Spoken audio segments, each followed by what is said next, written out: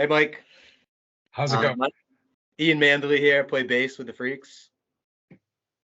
And I'm Seth. I play guitar and I sing for the Freqs. So the band has a new album coming out on February 3rd. It's called Poachers. What can you tell us about this album that you have not told anybody else on this planet yet? I think it's the project we're most proud of so far. It's our first with Zach, our drummer, who's been in our band for a little bit now, but his influence has like definitely been a really powerful addition, and I think it's improved the songwriting, and I feel like we found our sound on this thing. I haven't told anyone else this, Mike, so you're first on the scene, man. So I wanted to ask you about the song "Witch." Sure. In the bio, it says it's a thundering voyage inspired by past and present Salem, Massachusetts. So I just wanted to get you to elaborate on that a little bit. Past and present. Well, I mean, obviously, if you're learned folk like us, you can see by the map in the back. You know what happened in Salem back in the 1600s. But I would say that the song, which is kind of an echo of that that I guess tragedy, and reflecting on the violence of men and women, men against women in today's society, and the patriarchy at large. And the song, it means a lot to me as well because I'm related to Rebecca Nurse, who was hanged during the Salem witch trials and found to be innocent, of course, after her execution.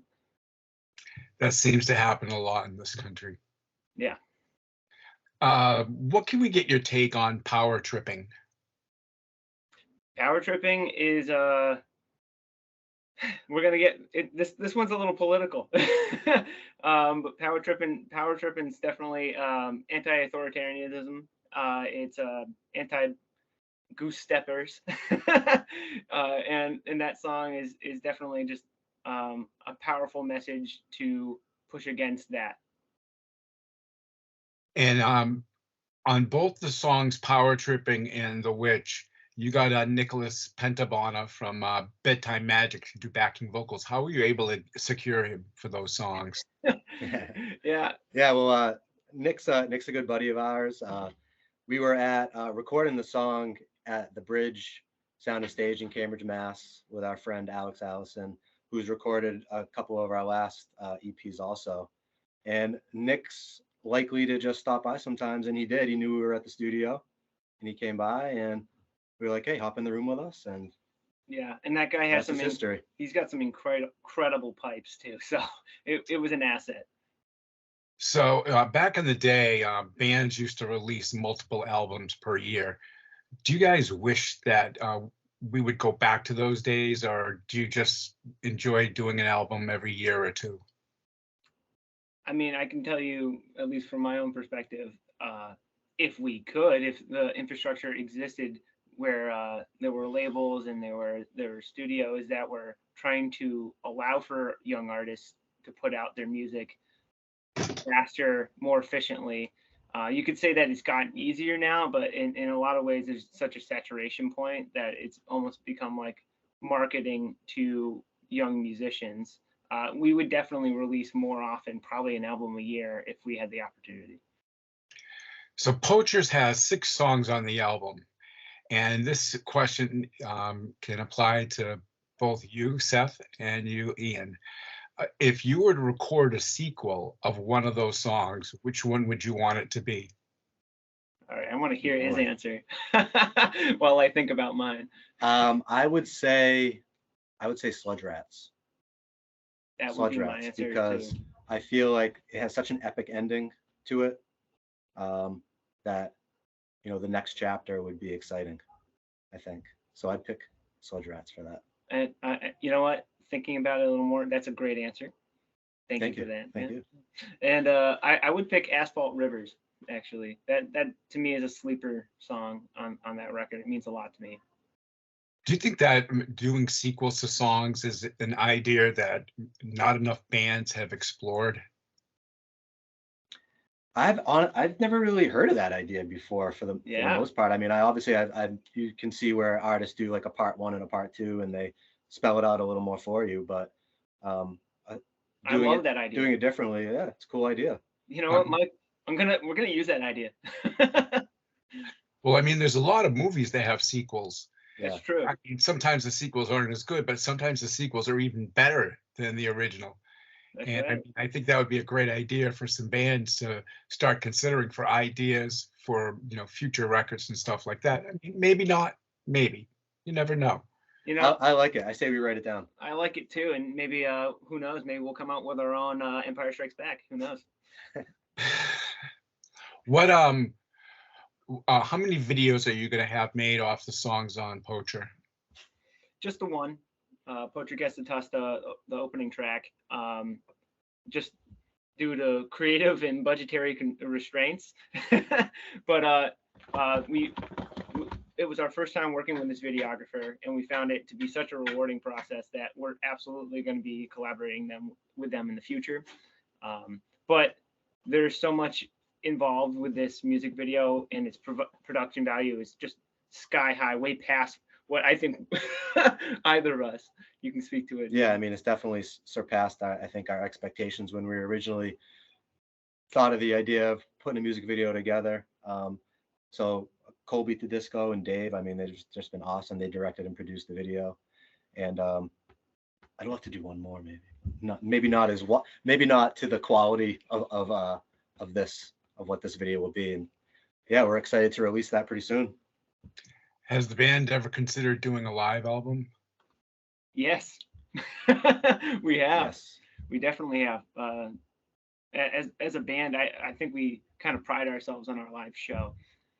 So that's something that we're definitely considering in the future. So you just kind of segued into my next question. Can you describe the Freqs concert experience to us using 5 or less words? I'm passing this to him. I Oh, want him to gosh. know. Can we share? Yeah, we can share. Sure. Can you repeat that, Mike, one more time? Can you describe the Freqs concert experience to us using 5 or less words? I feel like my words are going to be very short and simple. I've got, if we're using just 5 words, so Yeah. I'm going to say one is Pick it off. kinetic. Kinetic. It's a good one. Yeah. Frantic. I mean, bombastic. All right. See, we're coming up with our thesaurus out here. I would say Fast. Fast. Fast. Yeah, fast. Sweaty. Sweaty. I was thinking of that one too. Yeah. Yeah. I think that's 5.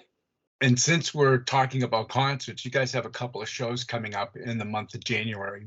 Would you mind telling us about those shows? Yeah, well, just one show in January and another in early February. And the first January is this weekend, this Saturday at the Cantab Lounge in Cambridge. And we're going to be doing a show to promote our upcoming single that's coming out this week, Poacher Gets the Tusk.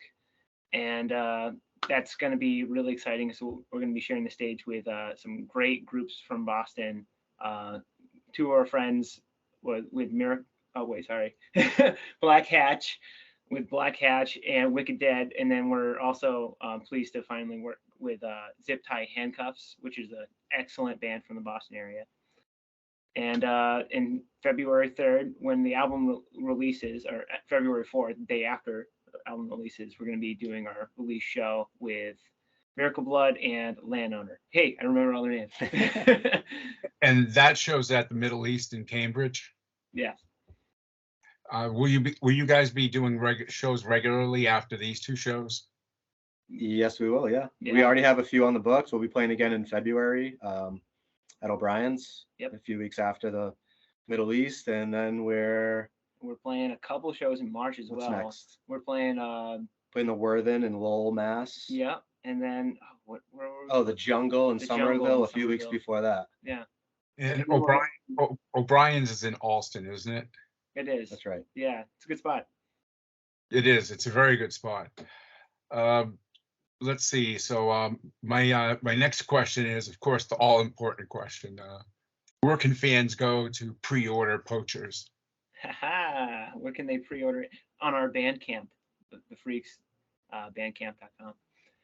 And you can find a link to that if you go to our Instagram page and our link tree there. Yep. Gotcha.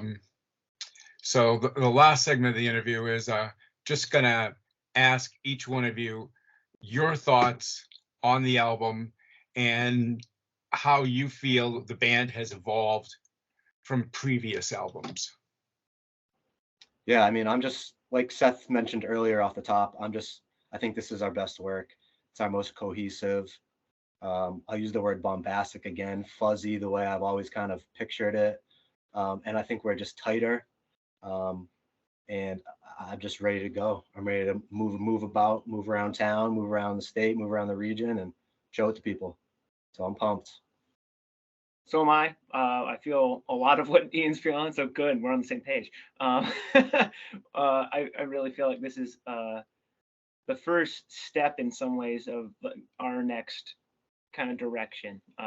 It is what I was hoping it would be, and I'm hoping that it inspires our future work as well. Guys, thank you so very much. I wish the Freqs much success. Thanks so much, Mike. Thank You've been you, Mike. great. You bet. It's been a pleasure talking to you. Pleasure's all on here. Likewise. Nice to meet you. Same here.